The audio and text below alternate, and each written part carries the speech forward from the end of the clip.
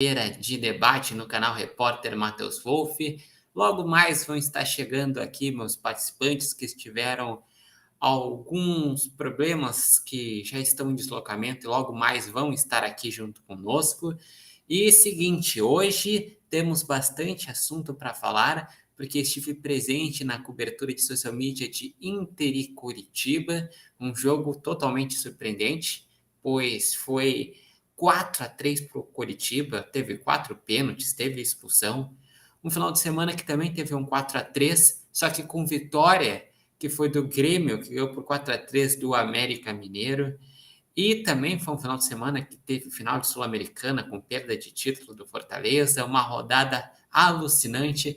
Vocês vão conferir esses detalhes comigo e logo mais os participantes que já estão chegando, estão em deslocamento, logo mais vão estar junto conosco. Muito bem. E lendo alguns recados, que o pessoal já começou a deixar seus recados, Pedro Gabriel Wolff dos Santos falou: Boa noite, pessoal. Últimas 2 rodadas mostraram algo muito claro que já tinha percebido. É incrível como tem uma diferença gigante entre titulares e reservas do Inter. Sempre que o Inter tem desfalque, decai. Pedro Gabriel também falou: óbvio que ontem a derrota passou demais pela expulsão de Vitão, da demora de poder recompor a zaga com um a menos, mas os substitutos dos desfalques eram fracos demais. A Júlia Medeiros falou: boa noite, pessoal. Também falou: lanterna e vice-lanterna incomodaram a dupla Grenal nesse final de semana, ainda que o Grêmio tenha ganhado o jogo. Júlia Medeiros falou: 4 pênaltis em um só jogo. O Inter não ter ganhado ontem surpreendeu. E o Pedro também falou o seguinte: que isso se agrava ainda mais sabendo que René ficará 4 semanas fora e voltará após data FIFA para as últimas 4 rodadas. Colocar o Dalbert é arriscado. Acredito que o Cudê deveria escalar 3 zagueiros. Muito bem, enquanto o pessoal está em deslocamento, vamos primeiramente escutar a opinião de Lu Faedo, que comentou sobre o que de mais importante aconteceu nessa 30ª rodada. Aqui mais uma vez com a participação no canal do repórter Matheus Wolff. Gente, chegamos na 30ª rodada do Campeonato Brasileiro, tá chegando no final. E agora tá esquentando, mas tanto pro lado de cima como para baixo. Gente, tá pegando fogo essa competição. Tivemos jogos cancelados, né, tanto nessa rodada 30 como na 29 por causa das finais ali da Sul-Americana, da Libertadores, estádio, enfim, os times que participam e por aí vai. Gente, mas esta competição tá muito acirrada, muito mesmo. Bom, o líder Botafogo perdeu em casa para o Cuiabá. Gente, mas o Palmeiras aproveitou, até porque o Bragantino não jogou na rodada e o Palmeiras foi lá, fez o seu dever, venceu 1-0, tá em segundo lugar, tá ali disputando ponto a ponto com a equipe do Botafogo. Gente, e o próximo confronto é entre as equipes. Vai pegar fogo mesmo. Gente, o Grêmio venceu, né? Tava precisando provar, foi fora de casa, venceu, mas convenceu. Sim, convenceu porque veio os 3 pontinhos. Agora, a pergunta que não quer calar: será que o Grêmio vai conseguir vaga para Libertadores? Olha, gente, vamos ver como que vai ser o jogo contra o Coritiba. Esse jogo vai dizer muita coisa. Muita coisa vai dizer.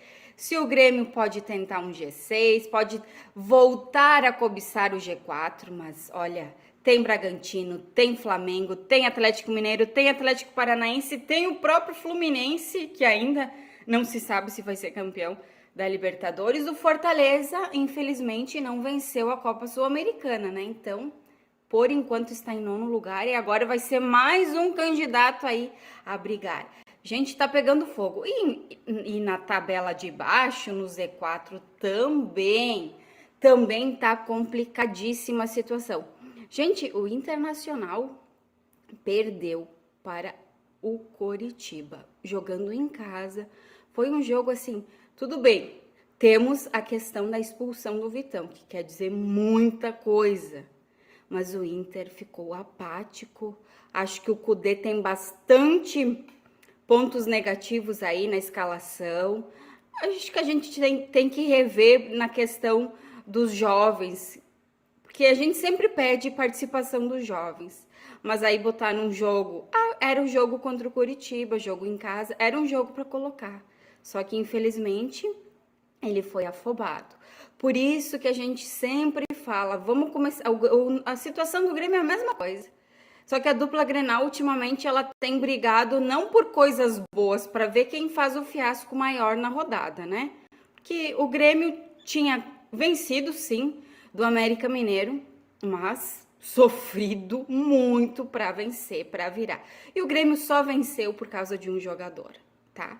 Não foi treinador, não foi esse, não foi nem aquele.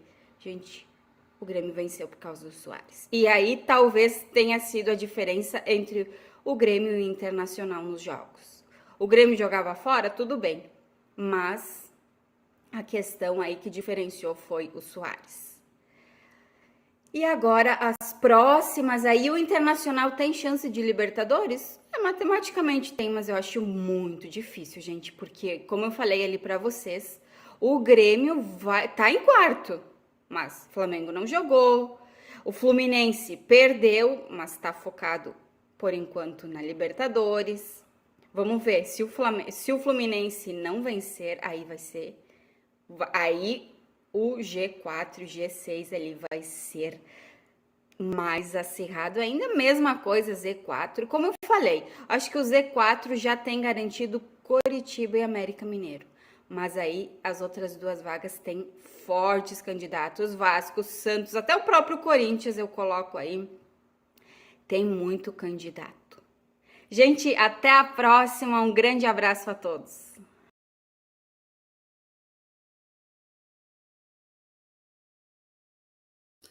Muito bem, essa aqui foi a participação de Lu Faedo falando sobre essa 30ª rodada, que quem diria, hein?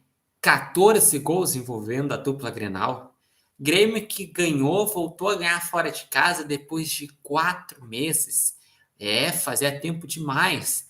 Desde o jogo contra o Bahia no primeiro turno. Grêmio que já vai enfrentar o Bahia daqui a 2 rodadas na Arena.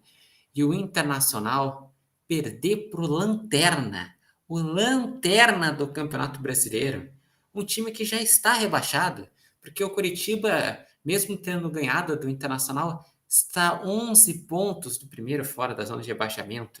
Faltam 8 rodadas, então precisaria ter uma campanha mágica. Tinha que fazer 20 pontos de 24. E mais ou menos a mesma campanha mágica que o Inter precisaria para se classificar para a Libertadores.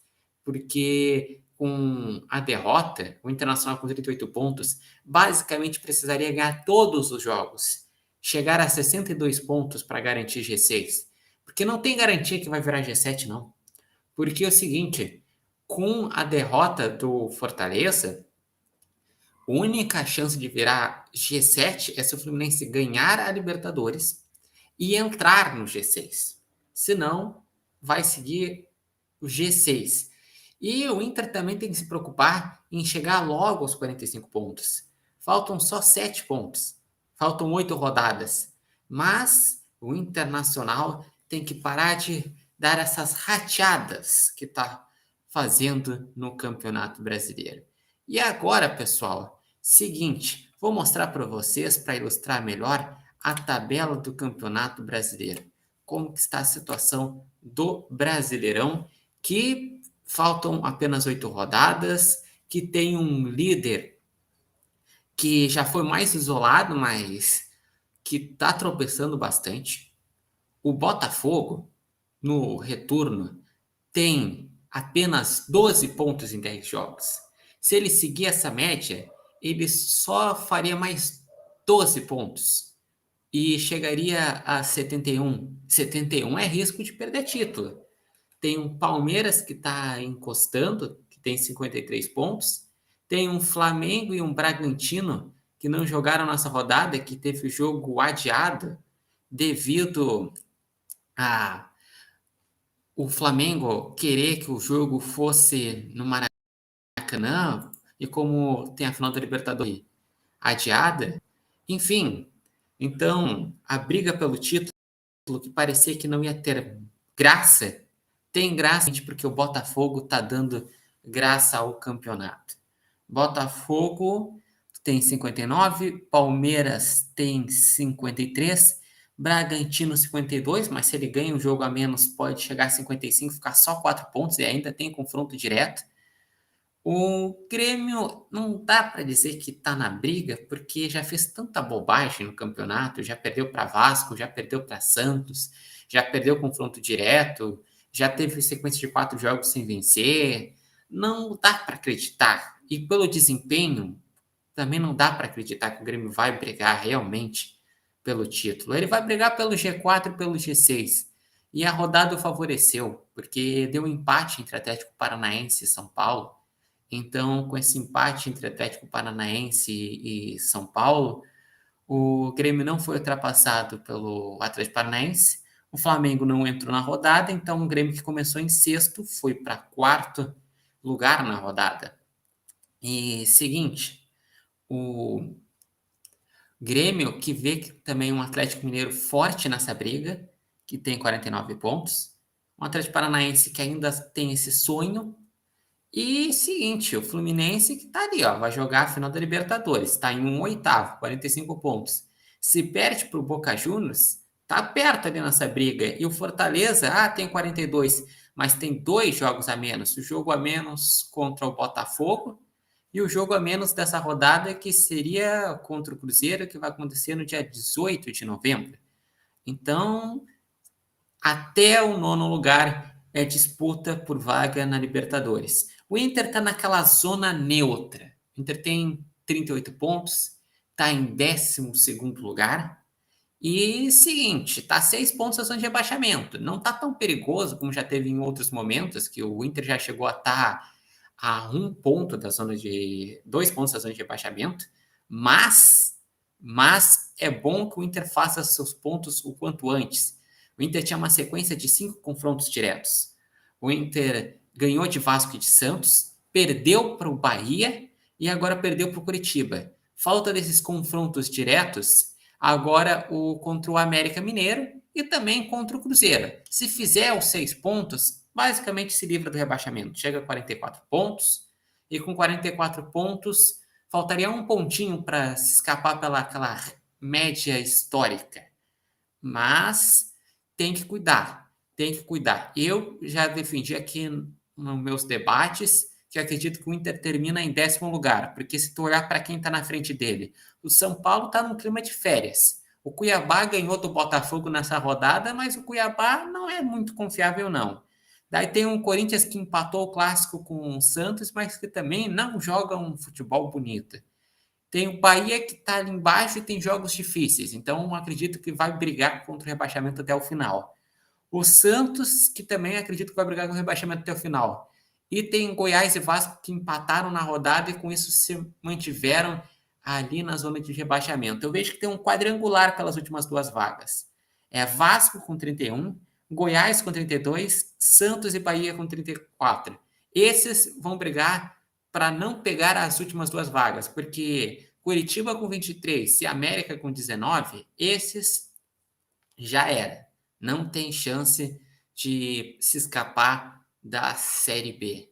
E agora, para vermos um pouquinho do que foi essa cobertura desse jogo maluco entre Inter e Curitiba, vou agora mostrar para vocês a coletiva de Eduardo Cudê, Tchatcho Cudê, que falou pós-jogo e, enfim, teve momentos de explicação dizendo em referência a Libertadores, que por isso que está nessa situação. Teve momentos que se esquentou junto com a imprensa. Teve de tudo um pouco na entrevista de Tchatcho Cudê, que vocês vão acompanhar agora conosco. Jugador a 5 minutos.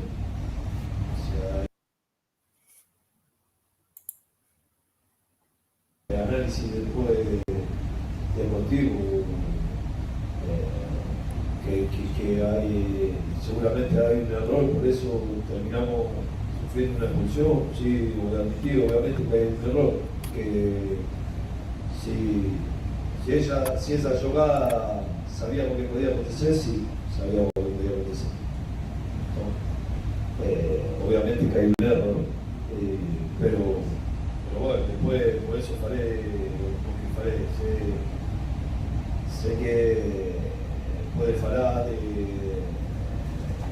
cualquier cosa, siempre va a ser cuestionado cualquier decisión, pero un juego donde a los 5 minutos se va fija con 10 es muy difícil. Después cometimos errores en momentos importantes, porque cuando pusimos en el 2-1 estábamos locos, metimos un error, cuando pusimos 3-2 metimos un error. Y bueno, eso puedo contar lo mismo que hablaron con él, ¿entiendes? En cuanto a eso, ahora es muy difícil hacer un análisis futbolístico en estas condiciones, con un hombre menos de 5 minutos. La verdad que lo que practicamos tácticamente antes, para que sepa, era con René cuando fuimos a bola parada, sentí un desconforto. Entonces, lo que practicamos tácticamente y después al trocar un jugador es trocar, no sé, en cuanto a movimentación, un montón. ¿Entiendes? Y me fala, pero sí, un jugador ahora que nos da mucha salida, que nos da una variante táctica diferente, que nos da un posicionamiento táctico diferente. Es muy importante para usted, realmente sí.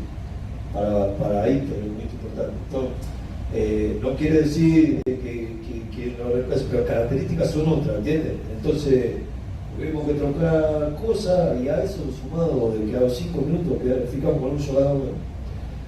Y después, cuando intenta acomodar y claro, toma un gol, entonces ya cagada del entrenador por no hacer a troca antes, ¿entiendes? Empatamos el juego con él, tomamos otro gol y en los momentos clave que podíamos ligar y luchar hasta el final con el juego, cometimos errores. Y claro que son errores evitables, sí, que son errores evitables y tenemos que trabajar mejor. A preocupación mía en cuanto a un funcionamiento, a quién va a jugar, lo que falé anteriormente, no, sí que me preocupa que no hemos tenido resultados cada vez que hicimos troca.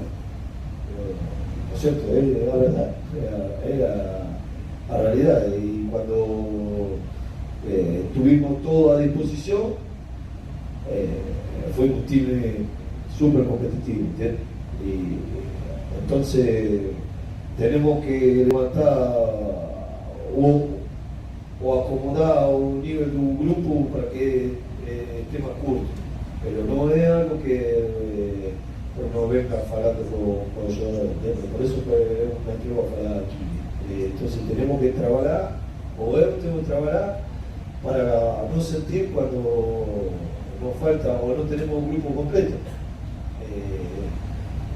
Claro, te voy a volver a decir, después de perder, nada de acierto en cuanto a las elecciones, en cuanto a las decisiones, pero es la verdad, el fútbol es así, ¿no? Pero bueno, ahora tenemos que trabajar, ya mañana prácticamente preparar, prácticamente no puede hacer muchas cosas más que intentar recuperar lo que llevaron más tiempo, encima con 10, vamos a ver cómo está todo y bueno, y recién Monterza va a poder tener un panorama de quiénes son los que están a disposición y cuál es lo mejor para nosotros. Tenemos un buen grupo, tenemos jugadores muy buenos y bueno, tendremos que adaptarnos a las características de los que puedan iniciar, como intentamos hoy. Lo que pasa que quizás no se vio todo lo que intentamos porque, vamos a decir, una función a 5 minutos desarma todo que no se puede preparar. Me preguntaba por qué bajó el rendimiento cuando salió Arangui y Alan Patrick. Y ahora falaba antes, como yo digo, si sale Alan Patrick y Arangui, cualquier tipo y vaya a un rendimiento, ¿entiendes? Y bueno, yo que tenemos un buen grupo, pero que tenemos que trabajar, como falé antes, ¿entiendes? Para estar más corto en cuanto a la distancia de quien, no falo de titulares, sino quien tiene más minutos, que tiene más ritmo, a quien no viene teniendo tantos minutos y es más difícil, ¿entiendes? Cuando le toca jugar. Pero no podemos tener una distancia muy grande cuando tenemos necesidad de contarnos con otros jugadores porque vienen teniendo menos minutos. Tenemos que acortar esa distancia, eso es trabajar y bueno, saber que vamos a necesitar de todo porque se va a jugar ahora, como faló el compañero, que fica, ¿no?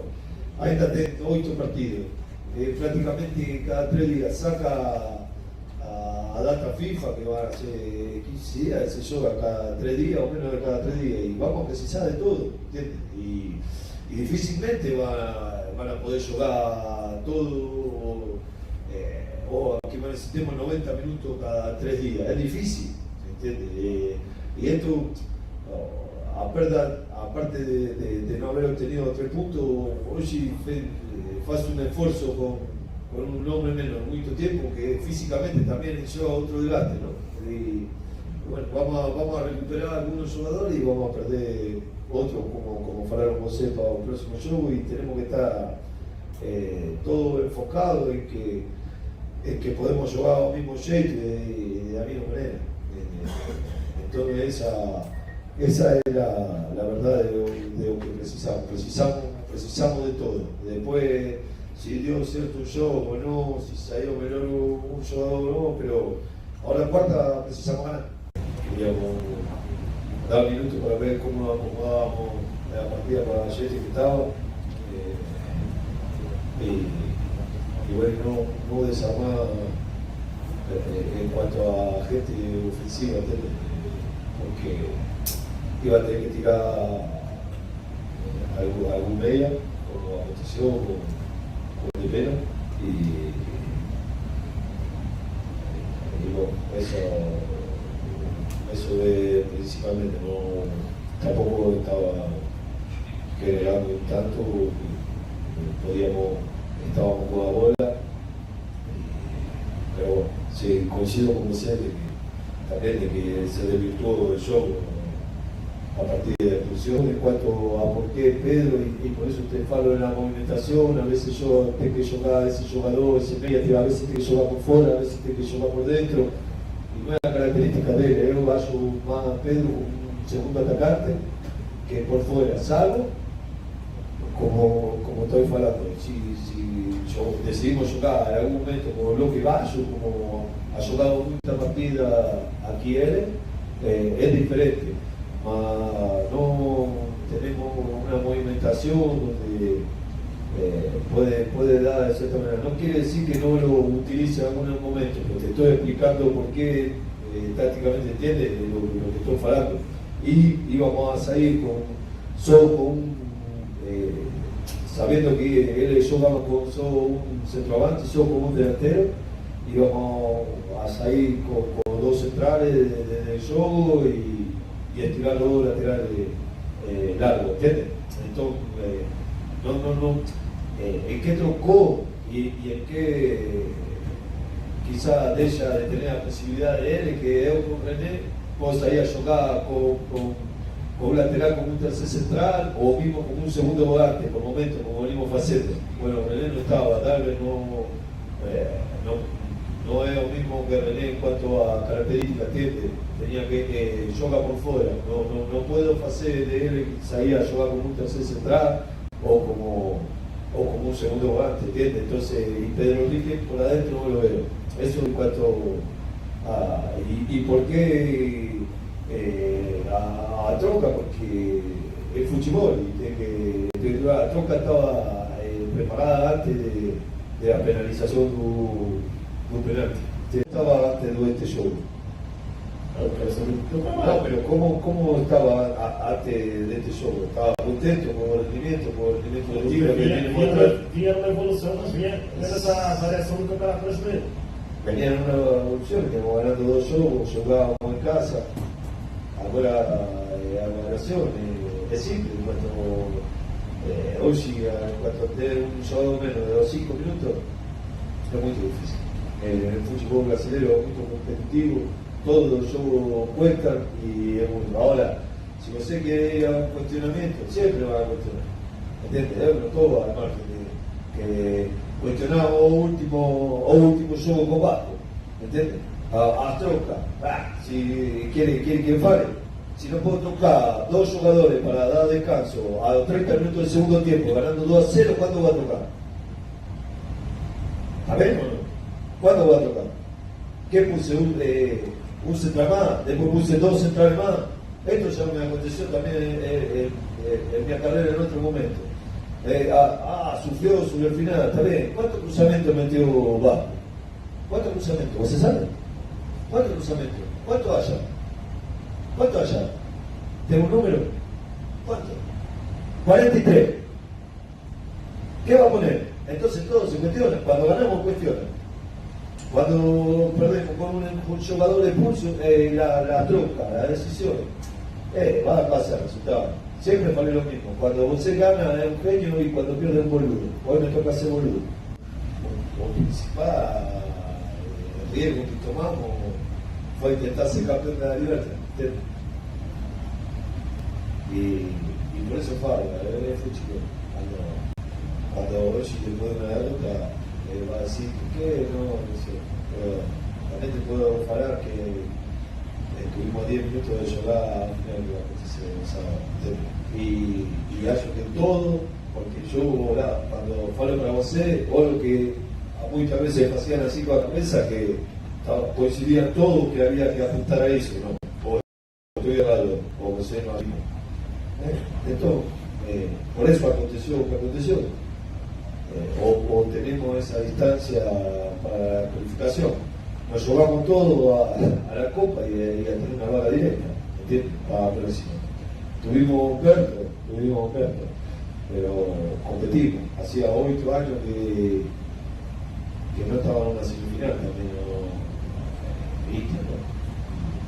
pero bueno, no es fácil. Intentamos trabajar. Yo, o único que me quedo tranquilo, que junto con los jugadores, con la directoría, que dimos todo para cumplir un sueño, ¿entiendes? Y quedamos la puerta. Después de eso, vamos show a show, los arbitrarios, para eso está José, que entienden. Obviamente que hay varias jugadas donde sobre todo ficábamos sorprendidos cuando fue al bar y bueno, sí que es que por ejemplo el primer penalti que había levantado la bandera o línea, pero no sabía qué acontecía. Algunas decisiones que ustedes son los que más saben para opinar en cuanto a cuando ya aconteció. Me parece si tendría que haber tomado otra decisión o jornal de segunda, todos sabemos que tiene que hacer otro, ¿entiendes? Pero es fútbol, son momentos y bueno, tomamos una expulsión, no es una culpa del Estado, tomamos todo, una expulsión y eso es responsable de lo que acontece en el equipo, no es un jugador que es responsable de lo que acontece en el equipo.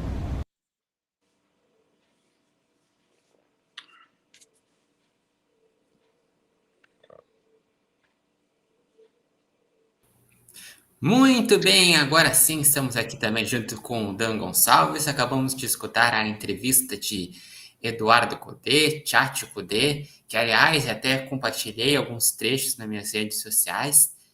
Estava bastante incomodado o Tchatcho Cudê com enfim, as análises que a imprensa está fazendo sobre ele, mas que também são mais do que justas, Dan, porque, pensa bem, o Eduardo Cudê conseguiu bons resultados na Libertadores, e sempre que pode, ele fala ali que na Libertadores foi por 10 minutos, na Libertadores jogou melhor que o Fluminense, mas no Brasileirão também tem o seguinte, Dan, no Brasileirão a situação do Inter sempre foi complicada, sempre foi acidentada. O Internacional chegou a ter 10 jogos sem vencer. O Internacional chegou a estar 2 pontos da zona de rebaixamento.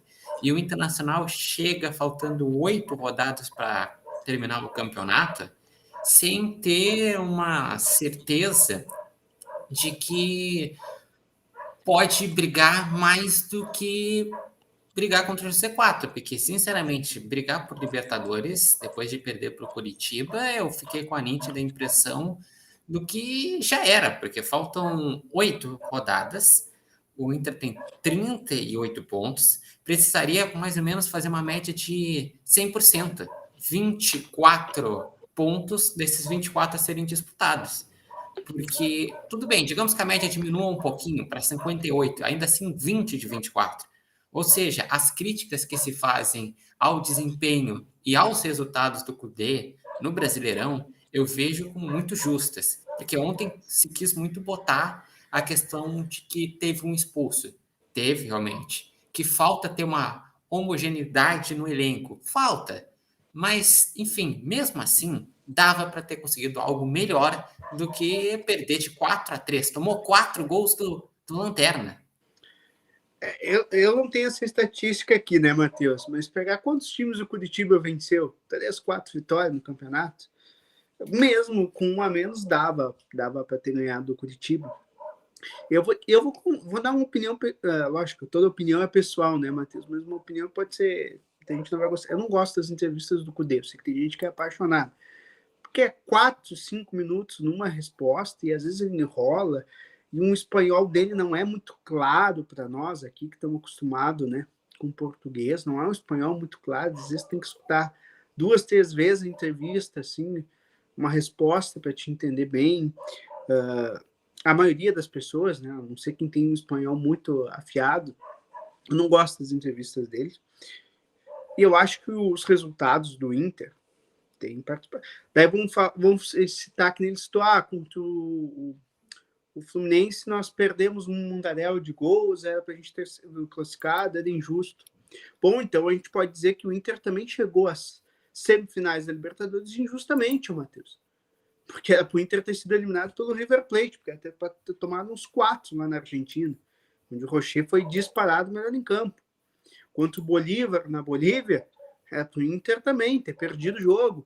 Conseguiu empatar e trouxe para o Beira-Rio. O Beira-Rio mostrou toda a sua superioridade. Então, esse negócio de injustiça e de justiça no futebol, de volume de jogo, né? Os treinadores só falam quando é favorável, né? Quando constrói o volume e não consegue fazer o gol. Mas e às vezes que o time deixou de construir? Onde que o time soube sofrer, né? Porque a gente usa essa palavra, o time soube sofrer.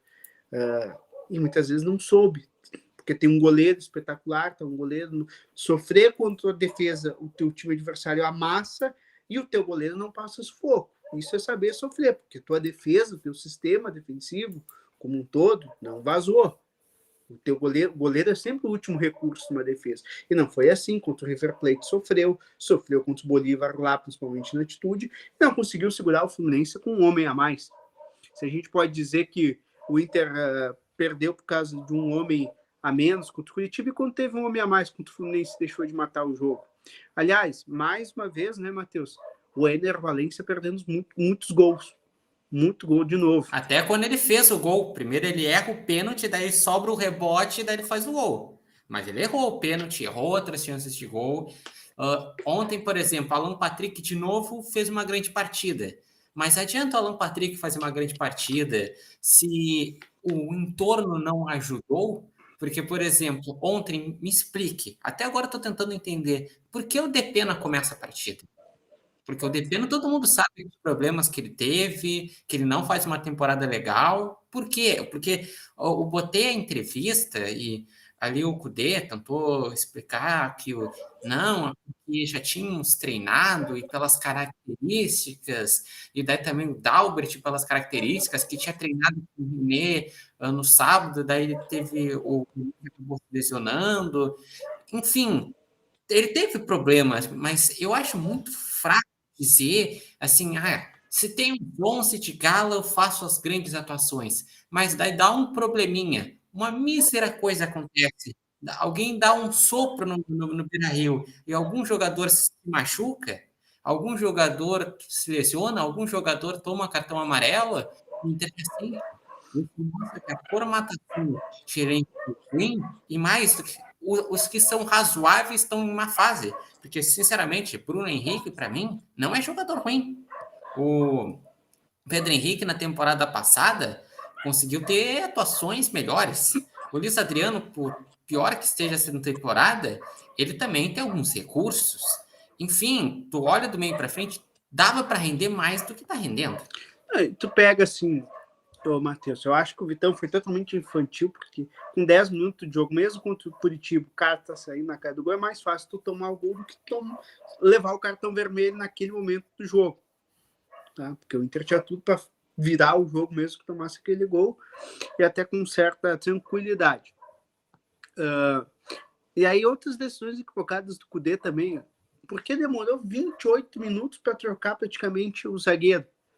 Deixou o Igor Gomes mais de 20 minutos aquecendo. Tirou dos achados dele, que foi achar mais uma vez o Johnny, né? Voltando a jogar bem, da sua função de primeiro volante, botando para zagueiro. E a gente sabe que o Johnny não é um grande marcador. A boa característica do Johnny é o passe curto, essa intensidade que ele dá no jogo, nessa troca de passe, mas não é a marcação. O Johnny nunca foi um marcador. Tanto é que o Johnny, se a gente pegar, Matheus, com o Abel Braga, ele joga numa segunda função. Ele toma o lugar do Edenilson. Não é ali. E aí passa o Arangues, também para o primeiro volante, que não é onde o Arangues rende mais. Então, eu acho que o Kudê tem muitos erros, tá? E aí a gente pega o Campeonato Brasileiro do Inter, é uma campanha, se pegar a campanha só do Kudê, é uma campanha de rebaixado. O Inter tem muitas dificuldades. E até agora sofre risco, né, Matheus? Porque não conseguiu embalar. O Inter de Kudê é um eletrocardiograma. É um time que faz toca 7 no Santos, e no jogo sequente em casa, que é para embalar, ganhar e se afastar de vez da zona de rebaixamento, perde para o vice-lanterna, tomando 4 gols. Teve os pênaltis, e na minha visão foram os pênaltis, tá? Os pênaltis aconteceram, tá, Matheus? Então, só um pouquinho. Tem coisa errada. O Dalbert. Será que o Dalbert foi uma contratação muito tão bem avaliada assim? Eu tenho dúvida. Porque eu que gosto de acompanhar o futebol europeu, tenho grandes lembranças do Dalbert. Chegou na Inter de Milão. Mas é uma Inter de Milão, né, Matheus? Que está longe do protagonismo no futebol europeu. Então não é assim, nossa, jogou no Manchester City, encantando com o Guardiola. Não é isso. Ele chegou num time grande da Europa, que não vive uma boa fase há algum tempo. Que melhorou nos últimos anos a Inter de Milão. Quando o Dalbert jogou, não era nem a Inter de Milão que estava ganhando o campeonato italiano agora nos últimos anos. Não. É a Inter de Milão que estava na seca. Não. E é uma Inter de Milão que até chegou na final agora da última Champions, mas nem sabe muito bem como chegou. Tá? Porque pegou um Milan também, que também não sabe como é que chegou na semifinal. Então os times italianos chegaram, mas como é que eu vou te dizer? Não foi um planejamento, não foi montando um grande time, não. Foram com times que foram se ajustando pelo caminho e foram dando liga, principalmente na defesa. E o Dalbert, todas as vezes que ele jogou com a camisa do Inter, olha, com todo respeito, o Tauan Lara não ia fazer menos. Tá? Deu saudade do Tauan Lara, aliás. Um dia antes, o Tauan Lara estava fazendo gol pela seleção. Na sua categoria. No outro dia estava o Dalbert tendo um lance que até agora não entendi como que ele se atrapalhou na saída de bola. Não entendi o que ele quis, porque ele se apertou com o goleiro, dificultou uma vez. Tá, a bola saiu. Ele teve a chance ali. Mas depois, então dá um bico, afasta. Não, veio de novo e quis de novo apertar no goleiro. Se atrapalhou e fez o pênalti. Então foi um erro grosseiro. Até o próprio Kudê admitiu que mesmo com a menos teve erros durante a partida, quando o Inter, que ele valorizou que o Inter criou bastante chance com a menos. Tá, beleza. Mas cometeu erros para em um determinado momento estar tomando 3-1 do Curitiba em casa. Então, dessa forma é complicado. E outra coisa, Matheus, eu acho que também, se a gente querer começar já a planejar o Inter para 2024, que eu acho que nessa época do ano tu já tem que começar a saber o que teu time precisa para o ano que vem, o que tu vai buscar no peito. O Inter quer buscar títulos, vai precisar trazer um camisa 9. O Ener Valencia pode ser o acompanhante do 9. Pode ser este jogador. Mas como referência, como fazedor de gols, a gente já viu que este ano que o Ener Valencia não é esse jogador que a gente imaginava. Né? Às vezes eu acho que também nós da imprensa medimos também, quisemos fazer um impacto com o Suárez. Eu acho que também gerou uma expectativa no torcedor do Inter, pela questão do Suárez no Grêmio. Acho que o Suárez no Grêmio deixou a régua muito alta, Matheus. Não tem como tu competir com uma contratação do nível do Suárez. Eu acho que o Ener Valencia a gente imaginou que podia fazer perto. Cara, são jogadores de níveis completamente diferentes. Agora, Matheus, se o Suárez confirmando essa saída também do Grêmio, que tem muito disso que me disse, tem chance de ficar, tem chance de sair, a tendência para sair, mas às vezes parece que as coisas mudam para um sentido de permanência, daqui a pouco não quer mais. Então, é um clima ainda muito, esse negócio do Suárez, muito volátil, digamos assim, né, Matheus? Mas trazendo essa comparação, porque foi feita na época por nós da imprensa, nós talvez estamos exigindo do Ener Valencia coisas que ele não vai nos dar. Porque se a gente... Suárez chegou a 550 gols com o gol que ele fez contra o América Mineiro. Isso mostra a carreira dele. Hoje estava acontecendo o prêmio Bola de Ouro. Suárez já participou várias vezes da seleção do Bola de Ouro. Já foi chuteira de ouro na Europa. Foi destaque no Liverpool, no Barcelona. Conseguiu ganhar um campeonato espanhol com o Atlético de Madrid. E mesmo no Grêmio, num momento que sim, não está num momento como já esteve em outros momentos na carreira na Europa, ainda assim, em números e em participação de gols, ainda é muito importante. Tanto é que agora tu deu uma deixa importante, a gente vai debater mais sobre o Grêmio também.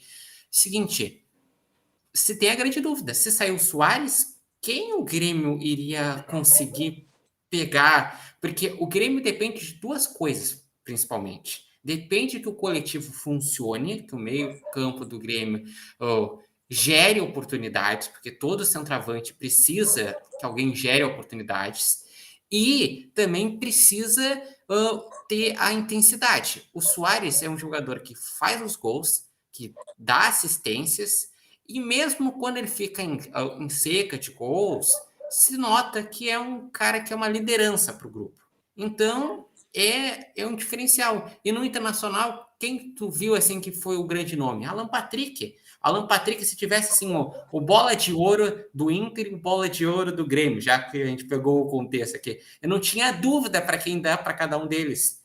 No Inter, o bola de ouro seria disparado, assim, 70% contra 20% do segundo colocado para o Alan Patrick. E o Suárez, eu acho que é a mesma coisa, uns 70% eu acho contra que no uns 20%. Inter até a diferença é maior, porque no Grêmio ainda, Matheus, a gente consegue ver outros jogadores se destacando, principalmente o Vila Sante no meio campo, se destacou muito, está se destacando muito. O Bitelo, enquanto teve no Grêmio, também se destacou. Muita gente às vezes perguntava quem é mais importante.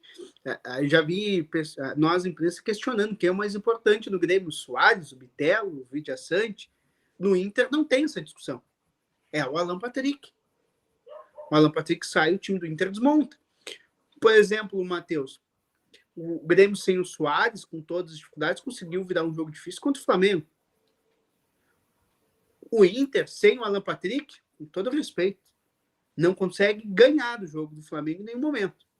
Tá? E é um Flamengo que se mostrou em certa parte contra o Grêmio, um Flamengo também desinteressado no jogo, achando que ia ganhar a qualquer momento.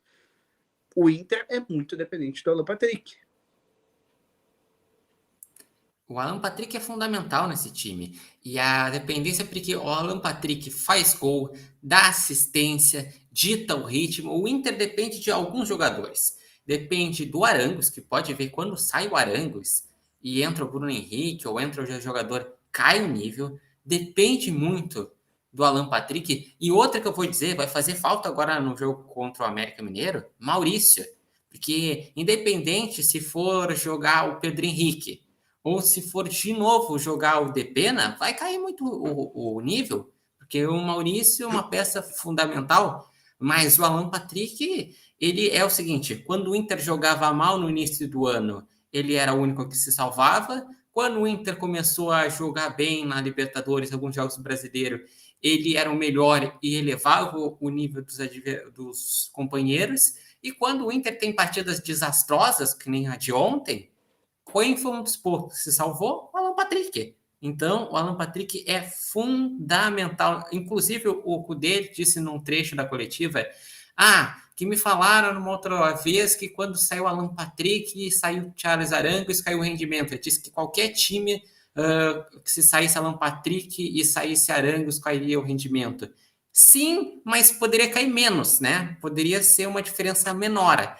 Porque eu estava vendo o seguinte, no Grêmio está começando a ter algumas alternativas interessantes vindo da base. Eu tenho gostado muito desse Nathan Fernandes, está jogando muita bola. O Grêmio sempre tenta recuperar o Ferreira, tem vezes que ele está de mal com a torcida, porque ele vai lá e tem uns erros defensivos, daí tem uma hora que ele vai lá e faz um gol, daí tem o Cristaldo, que tem vezes que é criticado pela torcida, mas esse Cristaldo que fica apagado, não sei o quê, daqui a pouco ele faz uma partidaça ou faz um golaço, que nem ele fez contra o América Mineiro. Enfim, o Grêmio tem mais jogadores que vêm oscilando, mas talvez o único time no Brasil que tu fala assim, não, sai um jogador bom e vai entrar outro craque. Flamengo. Mas, seguinte, o Kudê falou que tem que aproximar, às vezes, o nível entre os jogadores que entram, que saem, ou em minutagem. O único time que vai acontecer isso no Brasil é o Flamengo. Que o Tite, assim, olha para o banco assim, vou tirar o Bruno Henrique. Então daqui a pouco começa com Cebolinha, ou o contrário. Hoje eu não quero escalar o Gabigol, então vou botar o Pedro, né? E assim vai indo. Vai indo assim no Flamengo. Eu concordo contigo, Matheus. E aí é que vem o trabalho do treinador de criar mecanismos para minimizar essas questões. Também eu tenho que dar um desconto que o Kudê chegou no meio da temporada com o trem andando. Mas, sinceramente, Matheus, se chegasse no início da temporada, eu acho que ia ter os mesmos problemas que a gente já conhece o trabalho do Kudê também, que apresentou os mesmos problemas lá na primeira passagem. Tá? E aí, outra questão, Matheus. Em alguns jogos, eu acho que a intensidade do Kudê, que ele exige do seu time, eu acho que o time cansa. Tá? Porque é um time que trocou preparação física no meio do ano, e com todo respeito, não é a mesma coisa que tu começar uma pré-temporada. E o Inter tem o Alan Patrick, por exemplo, já não é mais um guri. O Charles Arangues são jogadores já mais experientes, mais cascudo, que nessa intensidade, daqui a pouco vão jogar 2 jogos, vão ter que sair na metade do terceiro. Então, eu acho que o Inter também, com o Kudê, ele tem que rever essa questão. O quanto eu posso tirar dos meus jogadores da intensidade? O Maurício, lógico, o Maurício é jovem, vai poder fazer partidas mais intensas, bustos. O René também já é um lateral, já tem seus 32, se não me engano, 32 para 33, se não está perto, então tem que cuidar. O time do Inter é um time que não é um time jovem, é um time que tem, principalmente nas suas peças fundamentais, muita experiência. E aí a gente vai fazer aquela granalização, como sempre, né, Matheus? O Grêmio tem um time com características de mais juventude. Tem o seu grande craque, o Soares, que é veterano, mas é muito acima da média. Mas tu pega o Cristaldo não tem 30 anos. O Ferreira, 26. Citou aí também o Carvalho, tem 20 e tantos anos também, o Vila Sante, 20 e tantos. Então é um time que consegue dar mais intensidade, é um time mais jovem, consegue correr mais, né, Matheus? Eu acho que o Grêmio tem 2 problemas sérios nas laterais. As laterais do Grêmio são 2 avenidas. Tá? E a defesa do Grêmio, eu estava vendo uma estatística que é assustadora a coisa. O Grêmio é um dos times que eu assisti os jogos do Grêmio, é o que dá emoção para os narradores, dá emoção para as transmissões, porque é uma coisa impressionante. O Grêmio é a quarta pior defesa do Campeonato Brasileiro. O Grêmio é o melhor ataque. Eu já fiz 4x4, 3x3, agora fez 4x3. Então, é jogo maluco com o Grêmio, jogo maluco. Mas por isso, porque o Grêmio vai para ataque, mas essas laterais avenidas, a zaga, eu vejo que muitas vezes não acompanha o ritmo. O meio de campo falta ser mais combativo. Isso é algo que eu já reclamo do Grêmio a temporada inteira, que é um meio campo técnico, mas que poucos jogadores com característica de marcação.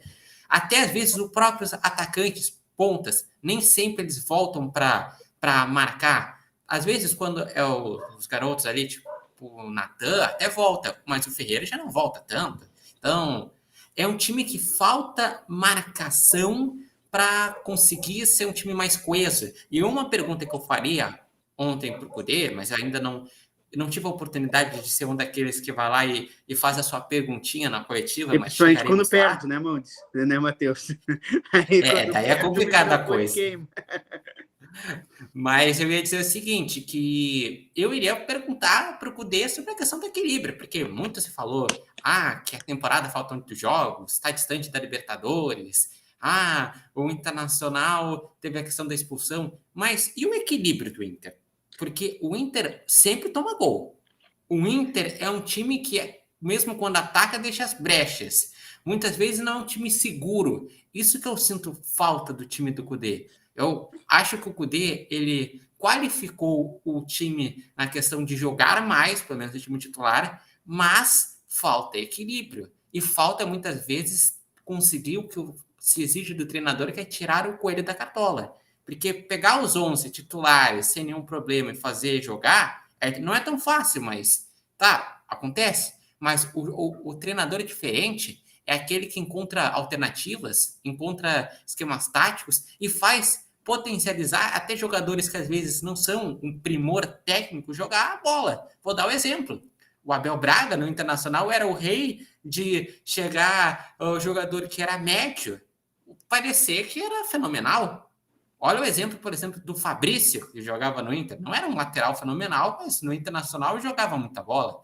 E daí, tu pode pegar outros exemplos. Por exemplo, se fosse o Tite teria essa característica. Dorival Júnior, olha o que ele faz no São Paulo. O Renato, para mim, muitas vezes ele consegue extrair, às vezes, jogadores que são medianos, jogar melhor. Ou quando não tem as peças, ele muda o esquema. Olha quantos esquemas que o Renato já pensou e já trocou e já propôs ao longo desse ano. E assim, ó, fazendo essa comparação, já que tu trouxe o Renato, nós trouxemos de novo o Renato e o Cudê, eu acho que o Cudê tem peças no seu elenco para ser um time mais equilibrado. Acho que o Grêmio em si é um time desequilibrado. Porque se a gente for pegar ali o elenco do Inter, pegar a defesa, o Bustos é um lateral que apoia bastante e deixa algum espaço. Tá? Mas tem um zagueiro pelo lado direito, que é o Vitão, que é um zagueiro jovem, que consegue dar esse combate. Tá? Tem o mercado mais experiente e o René mais experiente pelo lado esquerdo. Às vezes, lógico, o Vitão e o mercado se trocam de posição, mas o René é um lateral que vai na boa. A gente não vê o René indo desesperadamente para o ataque. E é um lateral que sabe dar uma consistência defensiva. Não é um grande marcador, mas sabe marcar, sabe encurtar os espaços, joga na experiência. Acho que ali o Johnny está conseguindo ir bem, mas não é um grande marcador também. Mas com o Arangues ali, que vai na experiência também, os dois estão indo bem. O Alan Patrick, tem o Wanderson, que volta muitas vezes que nem um louco para a defesa. E é incrível o fôlego que tem o Wanderson com a idade dele. Um adendo, Wanderson, eu vi onde estava o Wanderson, porque eu estava fazendo a cobertura como repórter de torcida, que me deram essa credencial, para que eu fiquei registrando as reações da torcida. O Wanderson ali estava perto de onde que fica as crianças que vão ali no projeto Criança Colorada.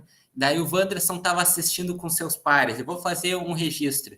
Sai o quarto gol do Curitiba, o Wanderson só olha para os amigos dele ali, dá assim um abraço no pessoal e vaza, porque simplesmente ontem estava assim o jogo do Inter. acompanhar. Saiu o quarto gol, viu o registro, um monte de torcedor saiu, porque tava uma bagunça. E aí, e tava mesmo, né, Matheus? Pelo lado direito, o Maurício também consegue voltar para dar, não para marcar em cima, mas para cercar, para não deixar o adversário livre.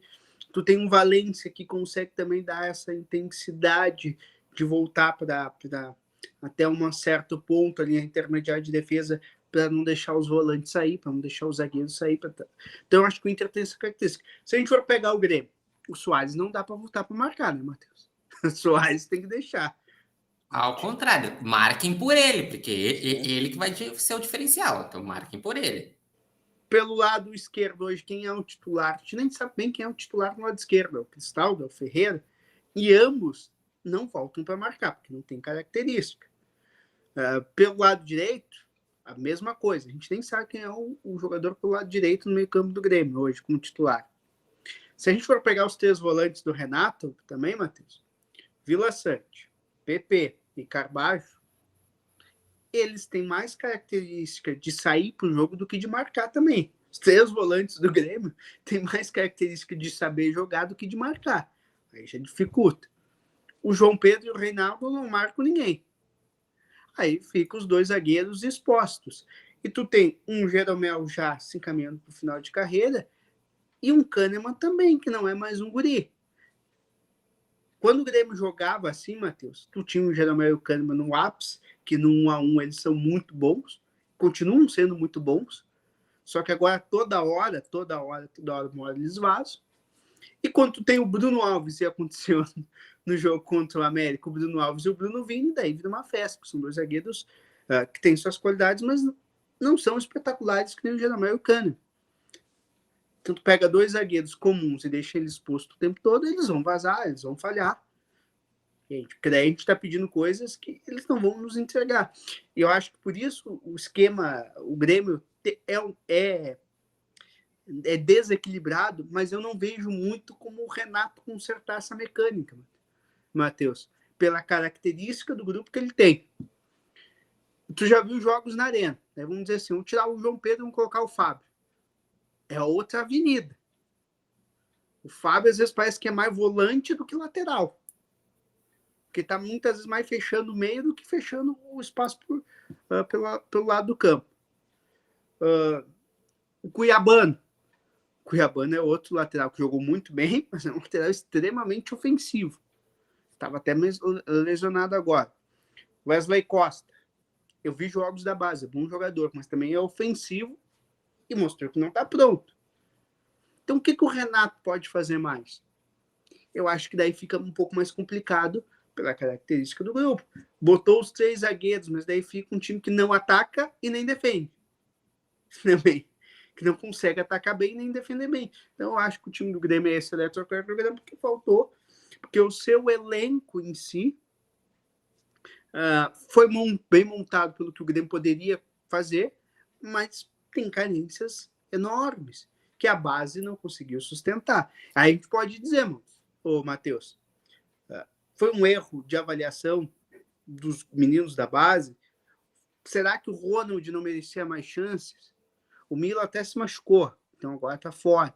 Mas o Ronald é mais um camisa 5, é mais marcador, tem mais essa característica. Será que não merecia ter tido mais chances o Ronald? É que agora tu botar um menino, a chance de tu queimar é muito grande, porque agora tu tá naquela pressão de buscar G4. Tem que botar o menino lá no início do campeonato, onde a pressão é menor. E buscar G4 com 1 ponto do primeiro fora do G6. Então tá uma briga bem acirrada. Até mostrei a tabela ali no início. É o seguinte, o Grêmio tem 50, o Atlético Paranaense, que é o primeiro fora, tem 49. Então é uma disputa bem acirrada. Não, e seguinte... E também, Matheus, não tá descartado o Grêmio voltar a briga pelo título. Por causa do Botafogo. Eu citei o exemplo ali no início. Para mim, atualmente tem 4 brigando pelo título.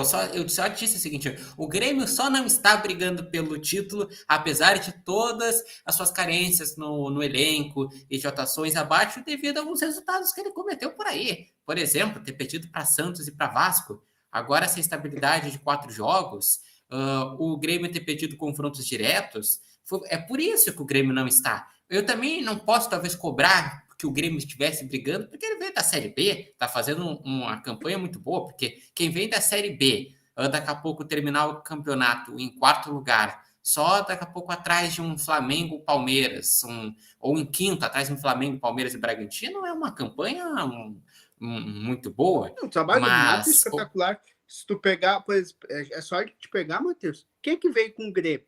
Cruzeiro, brigando contra o rebaixamento. Bahia, brigando contra o rebaixamento. E o Vasco brigando, e olha, tá dando sinais que pode ser que ele caia e salve o Santos. Eu já tava dizendo, o Santos vai cair. Só que eu não contava com a astúcia que o Vasco ia começar a tropeçar e... Enfim. E eu vi o jogo contra o Goiás. O Vasco merecia ter matado o jogo. E o drama do Vascaíno é tão grande, Matheus, que além de ter empatado um jogo que não deveria por uma desatenção, que falta qualidade também no seu elenco, tanto é que o Medel, o chileno, que era um volante, tá lá de regular, né? Tá jogando de zagueiro, que não é muito dele, ele é um cara baixo também para jogar de zagueiro. Perdeu o Verratti, que é o seu melhor jogador nessa busca do Vasco de se recuperar, porque foi expulso. Então, e pode pegar mais algum tempo de suspensão. Então, o Vasco tem esse drama pessoal. E aliás, eu gosto muito do centroavante do Goiás, o Matheus, o Matheus Babi. Eu acho que para ser titular incontestável num time, no elenco da dupla, eu acho que não é esse caminho. Mas para ser uma opção, principalmente para segundo tempo, um cara alto, que tem mais de 1,90 m. Foi revelado no Botafogo, o Matheus Babi. Isso, ele fazia parte das Torres Gêmeas com... Quem era agora? Era as Torres Gêmeas do Botafogo, era 2 centroavantes. Não era o Pedro Raul? Que o Pedro Raul foi revelado no Botafogo, né? Depois que ele foi pro Goiás. Pode ter sido Pedro Raul, eu não lembro o nome, mas pode ter sido Pedro Raul. Então, é um centroavante interessante para grupo. Só que eu acho que o Grêmio já achou esse atacante interessante para grupo, tá, Matheus? Eu aposto muito que o André Henrique vai poder evoluir. Tá? Sempre quando entrou me chamou a atenção, errava poucos passes, ia mais na segurança, e agora está começando a crescer. E me chamou muita atenção o gol, principalmente que ele fez, foi contra o Flamengo, que ele não tentou dominar, uma bola difícil, chutou. Foi gol de centroavante, pegou de primeira e foi. E seguinte, agora temos bastante recados aqui dos nossos espectadores, então vamos ler aqui os recados da nossa audiência. Primeiro, já vamos começar com um que se repete, e até o Dan já pode esclarecer, que ele já esclareceu num outro debate, que é do Itamar Boff. Diz que quero mandar meu abraço, amigo Dan Gonçalves, e quero saber quando vai voltar a Rádio Ouvinte. Essa é uma coisa, Matheus, que eu não posso mais falar, porque eu já não... Fui muito feliz na Ouvinte, acredito que tu também, mas eu já não faço mais parte da Rádio Ouvinte. Hoje eu estou... Tá brilhando agora na Rádio... na Rádio Galera. Na Rádio Galera. Tá brilhando. Eu não... Infelizmente, Tamar, não posso responder. O dono da Ouvinte é o PC Carvalho, hoje também fazendo um grande trabalho na Rádio Grenal e também na Rádio Clube FM de Alvorada. Aliás, ele, se quiser, pode fazer essa pergunta amanhã, porque amanhã no Matheus Wolff Entrevistas, se tudo der certo, acredito que vai dar, o PC Carvalho vai ser o entrevistado de amanhã no Matheus Wolff Entrevistas e vai contar um pouco da sua grande história, que também o PC que está brilhando atualmente na Rádio Grenal. E aqui temos alguns comentários. Pedro Gabriel falou, o Inter ano que vem precisa contratar uns 8 jogadores para nível de titularidade para competir com os atuais. A Júlia Medeiros, em relação à coletiva do Cudê, o Cudê estava brabo. Realmente, teve umas perguntas ali que ele estava falando ali com os repórteres que estava bem bravo ali. O Júlia Medeiros, Rocher também não vai bem nos jogos desde o Grenal. Grêmio ganhou no sábado por causa do Soares. Se o Keller errando, todo mundo critica. Realmente, o Rocher, nos últimos jogos, ele tá falhando, mas eu gostaria de saber o quanto dessa falha do Rocher também não se dá daquilo que eu falei, da falta de um equilíbrio do Internacional, de uma segurança do Internacional. E no Grenal ele já jogou com uma fratura, né? A gente tem que lembrar isso, ele tem uma fratura na costela, que me parece que ainda não está 100%, tá? Eu acho que seria o momento até do Rocher sair, se recuperar dessa fratura e depois voltar. Porque no Grenal ele já, para mim, os 2 gols do Grêmio são 2 falhas do Rocher. Tá? Porque o chute do João Pedro não é forte e a cobrança de falta do Soares também é meio de longe, não é tão forte. Ela vai mais para o meio do que para o canto. Acho que o Rocher tinha tempo, mesmo que a barreira tenha aberto, de ter tido alguma reação. Então, não sei também, Matheus, o quanto dessa fratura não está tirando a confiança do Rocher. E aí tem um problema, né? Porque o Inter queimou o Kehler. O Kehler tem que ser liberado no final do ano, né? Com todo respeito. Não tem mais condição de jogar no Internacional, não tem mais clima. Acho que o Kehler é um bom goleiro, precisava ser lapidado. Vai falhar como todo goleiro falha, a gente está vendo o Rocher falhar, a gente vê alguns outros grandes goleiros falhar também. Acontece, faz parte, tu tem que dar confiança. Alguns goleiros, né, Matheus, vão falhar mais que os outros. Mas no Brasil, por exemplo, vamos pegar aqui, ó, quem que é muito superior ao Kehler? O Rocher, tá? O Rocher titular. Mas, por exemplo, o Grando é muito superior ao Kehler? Eu acho discutível, tá? Eu acho discutível. O Kehler é muito inferior ao Rossi do Flamengo? Também não sei, tá? Acho discutível. Ao Everton. Eu gosto do goleiro do Atlético Mineiro, eu gosto do Everson, gosto bastante do Bento do Atlético Paranaense, gosto bastante do Wellington do Palmeiras. Também o Fábio, para mim, é um fenômeno a ser explicado. Bota a ganhar os comentários aqui, ó. Júlia Medeiros, o Grêmio não tá brigando por título porque leva muitos gols sempre. Verdade, o Grêmio toma gol demais.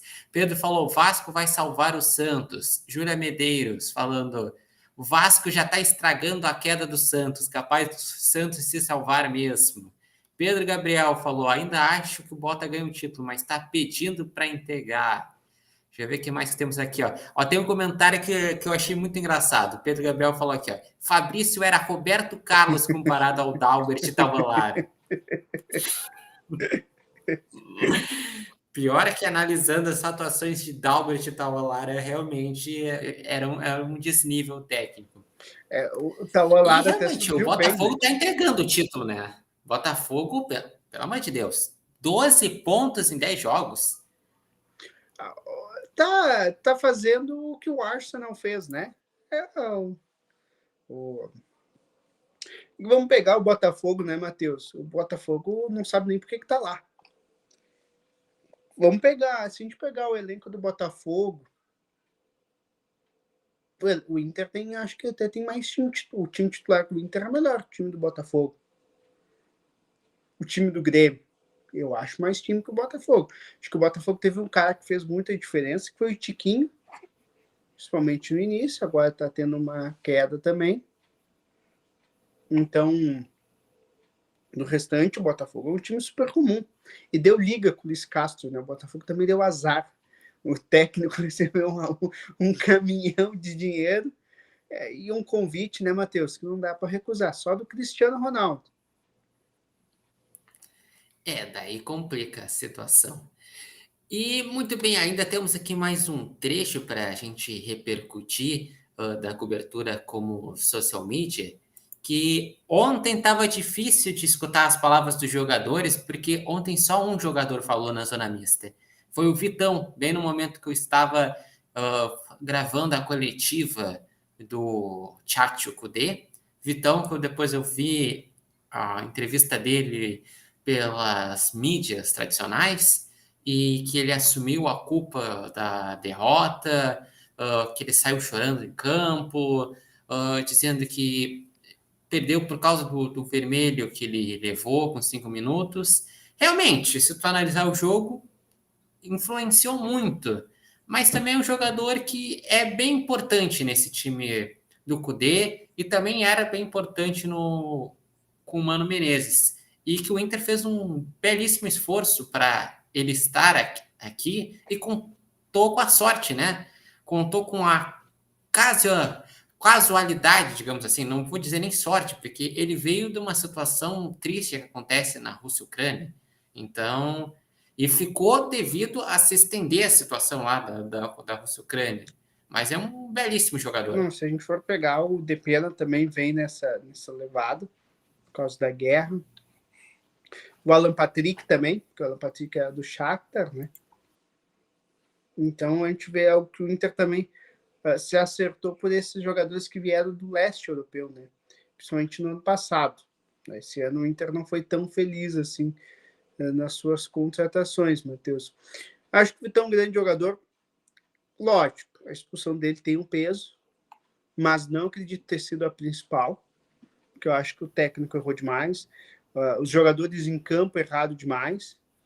Né? A gente testou o Dalbert, o João, que entrou no lugar do Dalbert, lateral esquerdo da base, também entrou e fez mais um pênalti. Então, se a gente for pegar dos dois pênaltis, um é o Dalbert que faz uma jogada infantil, que não precisava, e depois o João. Então, e o Vitão já não estava em campo. Só esses dois pênaltis, né, Matheus? O Inter pelo menos levaria um ponto. E a gente sabe, se o Inter não tivesse tanto no placar atrasado, também poderia ter vencido o jogo. Então não é... Botar só no Vitão é ser muito simplista. Acho que o futebol, ele é simples, mas não tanto, né? Não tanto. Exatamente. Agora temos as palavras de Pizol, que parou para conceder uma entrevista na zona mista, e vamos agora pegar as palavras que o dirigente do Internacional falou na noite de ontem.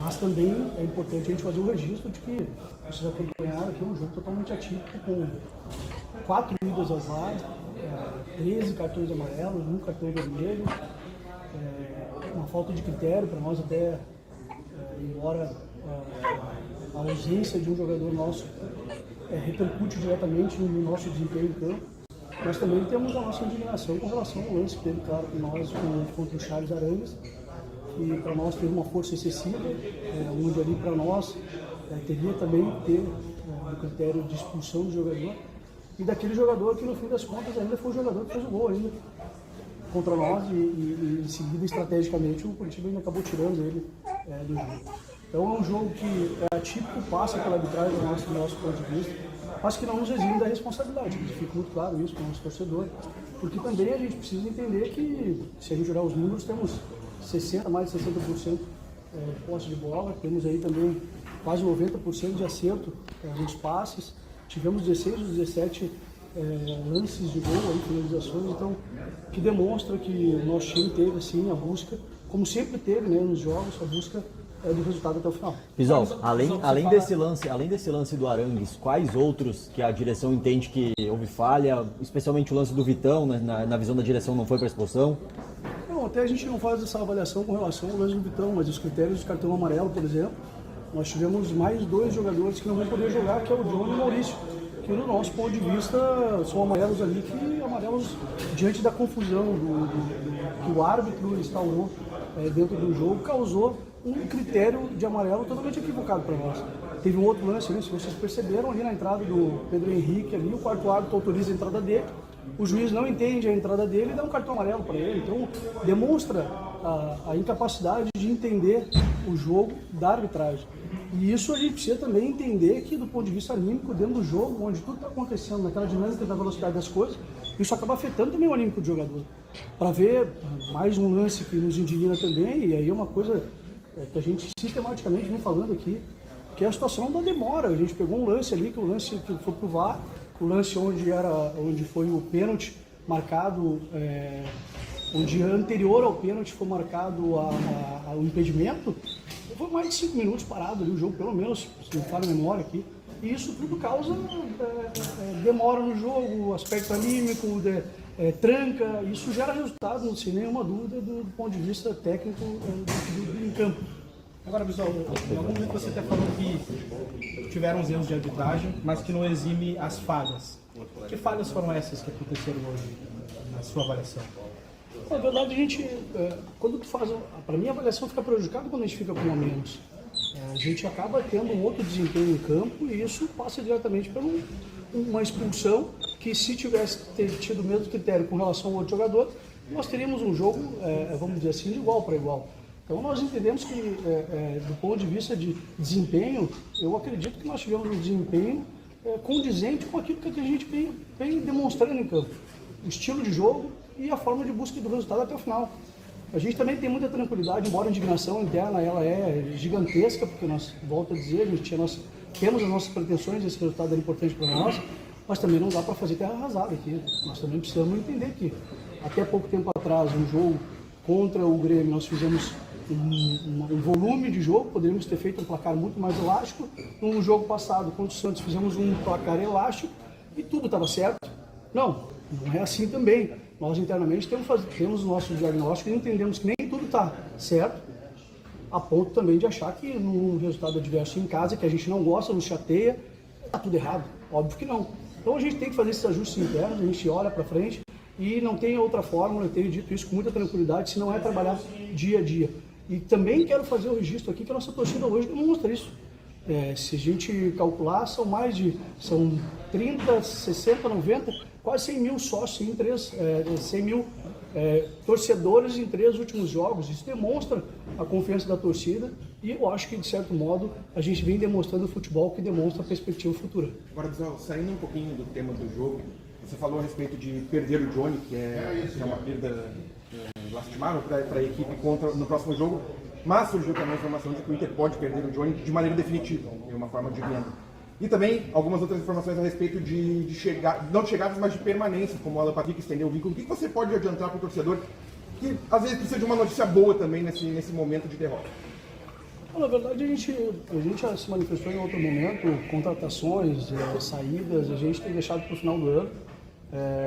Isso a gente, enquanto não tem nenhuma negociação fechada, a gente não se comunica com a torcida, até para não gerar nenhuma expectativa. Mas, evidentemente, todos os contratos que tem período curto ou que, eventualmente, a gente tem que discutir até o final do ano, a gente, eventualmente, vai fazer essa comunicação com a torcida. Bisol, é claro que você falou sobre a questão de não fazer terra arrasada, tá? Mas, ao mesmo tempo, em cima da matemática de uma vaga na Libertadores, que era o que o Inter estava tentando sonhar, pelo menos, esse era um resultado crucial. Não só dentro de casa, mas para tentar fazer uma perspectiva de 2, 3, 4, 5 jogos com vitória. Qual é o futuro do Inter? A questão não está na terra arrasada, mas sim na matemática quase nula de possibilidades ainda dentro do Campeonato Brasileiro. Qual o futuro do Inter? O que o torcedor pode pensar a respeito desses 2 meses ainda que ainda basicamente restam de ano? A perspectiva é de demonstrar para o torcedor que não vai faltar vontade, não vai faltar entrega, não vai faltar qualidade desse grupo, que já demonstramos em outros momentos. A gente já falou em outras oportunidades também que a gente não tem como estar fazendo uma avaliação do quanto nós temos que atingir de pontos para estar na Libertadores ou na Sul-Americana. Para nós o que importa é entender cada jogo, estrategicamente pensar cada jogo, porque só assim a gente vai conseguir atingir nossos objetivos. E passa pelo resultado de hoje. Hoje a gente não conseguiu atingir o nosso objetivo, o que nos impõe ainda mais trabalho diariamente para a gente poder ter uma perspectiva futura. Fechou. Muito bem, esse que foi o Bissol, que deu uma coletiva ali na zona mista, destacando sobre as questões de arbitragem, falando sobre a questão do apoio da torcida, falando sobre os desfalques, enfim, falando de vários pontos importantes do Internacional. Inter, aliás, que hoje também emitiu uma nota reclamando pelos erros de arbitragem no jogo. Eu vejo o seguinte, que é importante o Internacional se posicionar por uma questão institucional, sempre importante se posicionar diante da arbitragem, mas eu vejo que, como a gente vem debatendo aqui há basicamente 1h30, não é a questão da arbitragem que influenciou ontem, Não. porque, que nem tu já falou. E a arbitragem em si está errando o campeonato inteiro, né? O Matheus, para tudo que até lá. Tem cabimento o Wilton Pereira Sampaio ser escalado esse ano depois do que ele fez em Grêmio e Corinthians? Fez lambança na Série C e ontem fez mais uma lambança como no jogo do Botafogo e do Cuiabá, onde validou um gol que bate no braço do jogador do Cuiabá, do Pita. Não sei se tu chegou a ver esse lance. Eu vi que reclamaram que bateu na mão, ou seja, até isso, ó, a arbitragem tá muito ruim Então, nesse campeonato. não adianta reclamar de arbitragem, tá errando para tudo quanto é lado. E erra para os dois lados, tá? Não é dizer, a gente viu coisa que a gente dificilmente via, o Flamengo ser prejudicado, o Corinthians ser prejudicado entre aspas, porque a gente tem aquela sensação que o Flamengo e o Corinthians são sempre beneficiados, né, Matheus? E a gente viu o pênalti que o Daronco também, acho que se equivocou, marcação do pênalti contra no jogo do Corinthians e Santos. E o Daronco é um bom árbitro, já provou isso em outras oportunidades. E tá errando, então a gente tem que entender o porquê esses erros. Eu acho que esse é um caminho. O erro da arbitragem, às vezes, não posso dizer dessa forma, até porque não estou ali presente com o pessoal que está acompanhando a arbitragem, mas pode se dar pela confusão que se vem dos critérios da regra, da escala, de punição. Tem vários detalhes, porque às vezes um árbitro erra, e tu citou o caso do Wilton Pereira Sampaio, o árbitro errou, e daí é afastado por algumas rodadas, daí depois erra de novo, daí não se... E mais do que punir, às vezes afastar por afastar não vai melhorar a qualidade do futebol. É mais, às vezes, a questão da reciclagem, que tem que trazer e deixar mais claro a regra. E, enfim, fica assim, às vezes, alguma partida vale isso, outra vale aquilo. E, infelizmente, é um campeonato que está muito marcado por erros de critério de arbitragem, não é nem de favorecimento, que tem campeonatos historicamente que se diz que teve favorecimento. Nesse não tem um favorecimento. Não. É erro para tudo que é lado. Os erros são generalizados e erros grosseiros, grotescos, infantis, de tudo que é maneira, né? A gente pega contra Grêmio, contra Inter, a favor de Grêmio, a favor de Inter. Porque eu ainda não me convenci, Matheus, daquele impedimento entre Grêmio e Atlético Mineiro no gol de empate do Galo. Tá? Traçado linhas, mas para mim aquele lance é inconclusivo, tá? Porque a gente vê que os pixels, né? Que é aqueles quadradinhos, para quem não conhece, né? O pixel é o quadradinho. Se tu der um zoom na nossa imagem agora, vai aparecer um quadradinho. E não necessariamente ela está naquele lugar. Então, eu acho que tem... Teve um lance que o impedimento foi o braço, no jogo recente do Campeonato Brasileiro, que consideraram o braço como a linha do impedimento. Não, fica complicado. Tem erro de tudo quanto é maneira, de tudo quanto é jeito, que é pênalti, tu quer gol com mão agora, né? Tu quer impedimento mal dado. E a CBF reconhece o erro, mas a gente não vê uma atitude para melhorar. Eu queria, cara, eu gostaria, Matheus, do senhor Wilson Seneme, que é o diretor de árbitro, ir para uma entrevista coletiva, entendeu? Explicar como é que se acontece esses procedimentos, como é que faz esse procedimento. A gente não tem uma explicação, né? Exatamente. E o final do campeonato vai chegar e tem essa situação. E agora, aproveitando para finalizar a questão da cobertura, tem aqui o trecho também da entrevista dos torcedores que falaram. Estava todo mundo empolgado antes. Depois aconteceu o que aconteceu.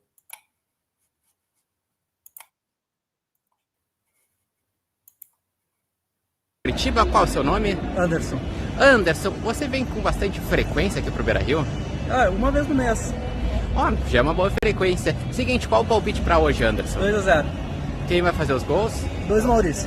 Mário Carlos Melo. E o nome dele? Pedro Palmão Melo. Certo, vocês vêm com frequência aqui no Beira-Rio?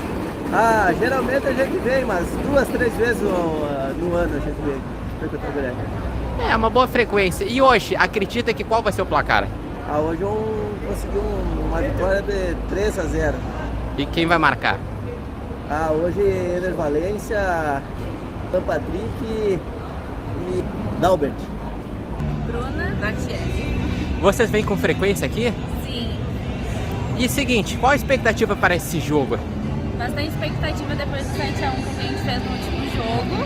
Já vamos botar fé no Inter, né? Se reerguer e depois nessa Libertadores, né? As duas Libertadores, né? Muito bem. E hoje o placar? 3x1 pro Inter, 3x1 pro Inter. Rodrigo e Murilo. Rodrigo e Murilo que vieram para o jogo de Inter e Curitiba. Qual a expectativa para hoje? A expectativa é boa, 2 gols do Ener Valencia e mais um Pedro Henrique. E vocês vêm com frequência aqui no Beira-Rio? Sim, com frequência. Jair? Jair, estou aqui com o Jair para o jogo de Inter e Curitiba. Tá acreditando que hoje vai ser quanto, Jair? No mínimo uns 3x0. E veio muitas vezes nesse ano? 4ª vez. 4ª vez. E seguinte, tu acredita que quem vai marcar hoje? Valência, Alan Patrick, 2-2. Fabiano. Tu vem com frequência aqui no Beira-Rio? Sim, bastante frequência, direto, a gente está aí acompanhando os jogos do Colorado. E seguinte, tu acredita que quem faz os gols do Inter hoje? Cara, acredito que Ener Valencia e Alan Patrick, talvez. E agora uma pergunta bem importante. Acredita que ainda dá para sonhar numa vaga de Libertadores? Cara, jogo a jogo, velho. Acreditar, a gente tem que... Tudo que é do Inter, a gente tem que ir com muita calma, né? Mas então, acho que é jogo a jogo, né, velho? Se a gente ganhar hoje, ganhar o próximo, quem sabe? Mas não dá para ter muita esperança, não. O negócio é acreditar aí numa Sul-Americana que tá mais palpável do que uma Libertadores.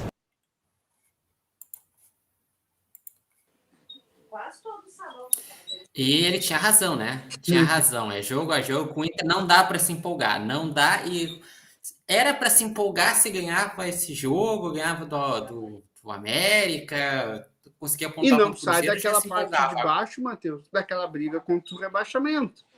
Porque daí ficou a 5 pontos. Ainda temos 8 rodadas. 6. Ah, é o 6. Goiás tem 32. Tá certo. Mas 6 pontos é 2 rodadas.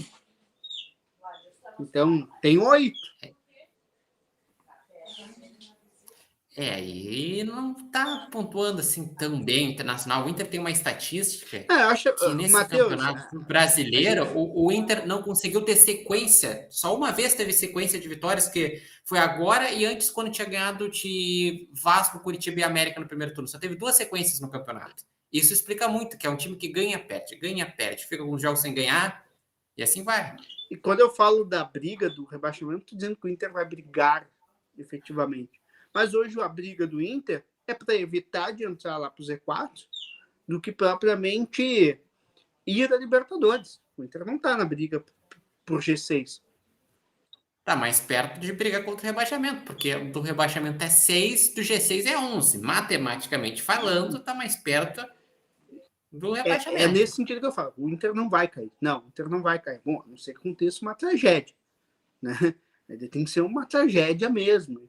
E eu acho que não é isso. Não é essa a briga do Inter efetiva. Mas hoje o Inter está brigando sim. Acho que a gente tem que dizer isso. Hoje a briga do Inter é para não entrar naquela parte mais embaixo da tabela.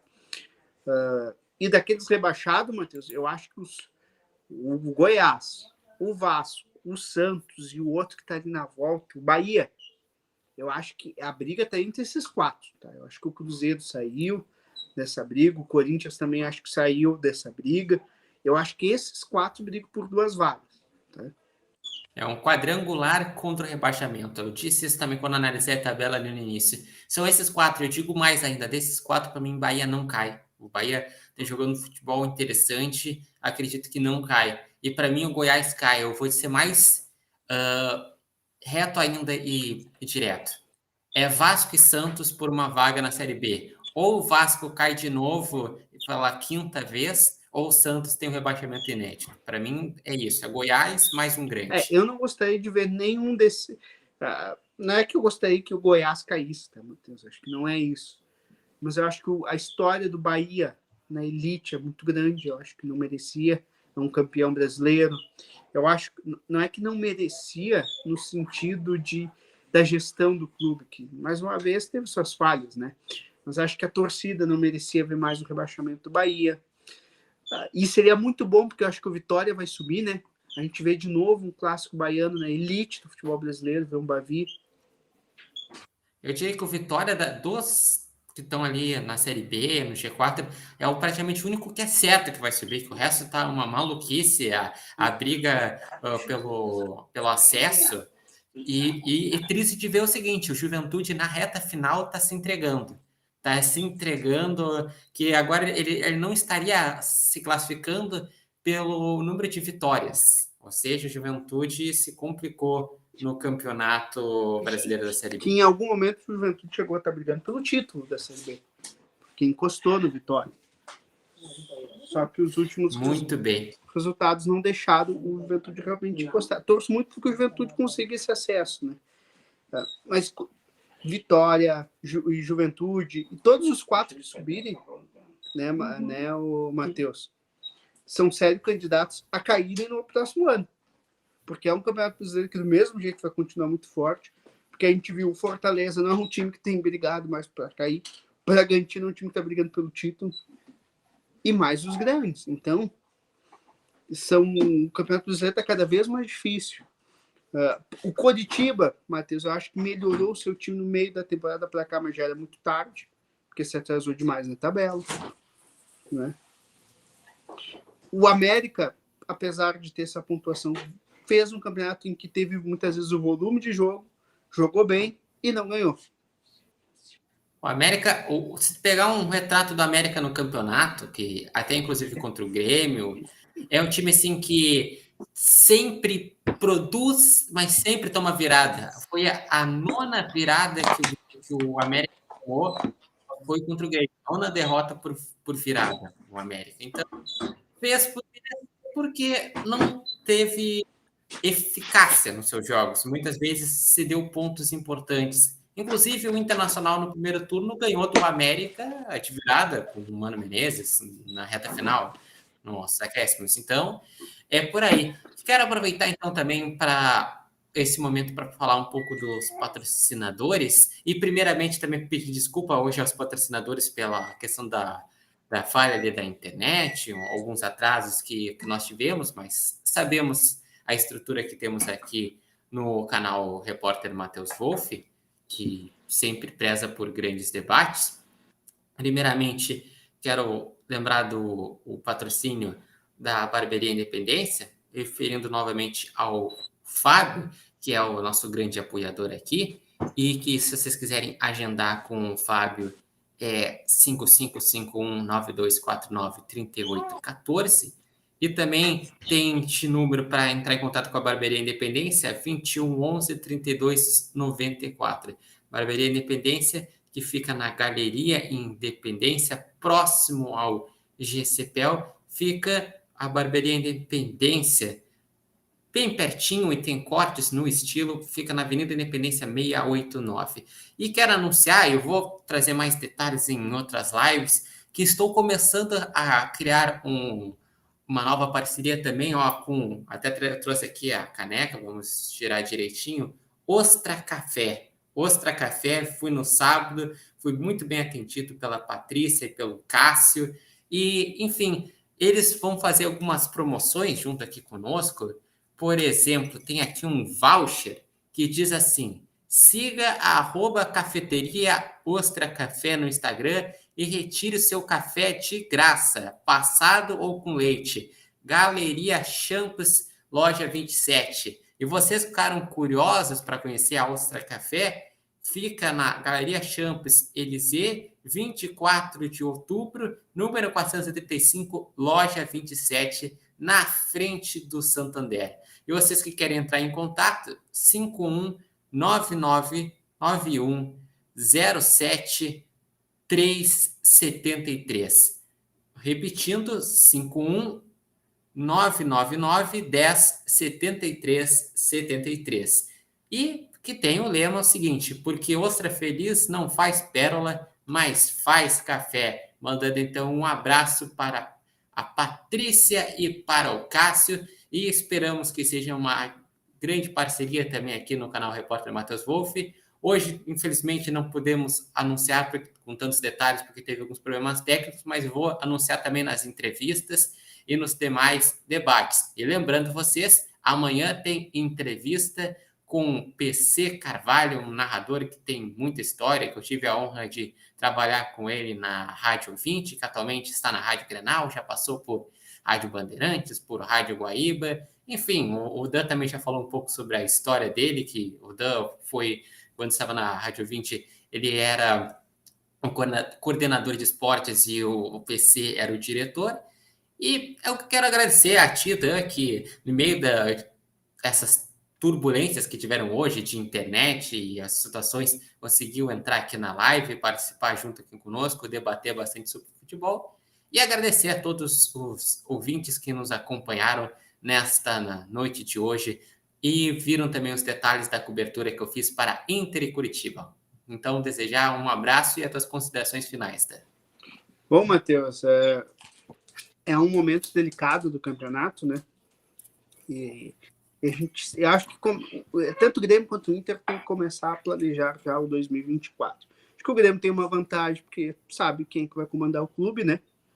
Não vai mudar a presidência. O Inter tem uma eleição, Roberto Melo e o Barcelos, e aí eu não quero entrar muito em debates, porque o Melo também já fez parte da gestão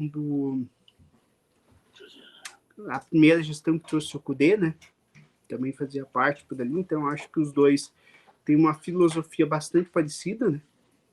Que eu não vou entrar nesse método de dizer se é bom ou ruim, porque eu não quero influenciar nada, né? Mas não tenho essa ambição, mas o torcedor sabe o que passou com a gestão do Alessandro Barcelos e outras coisas, né?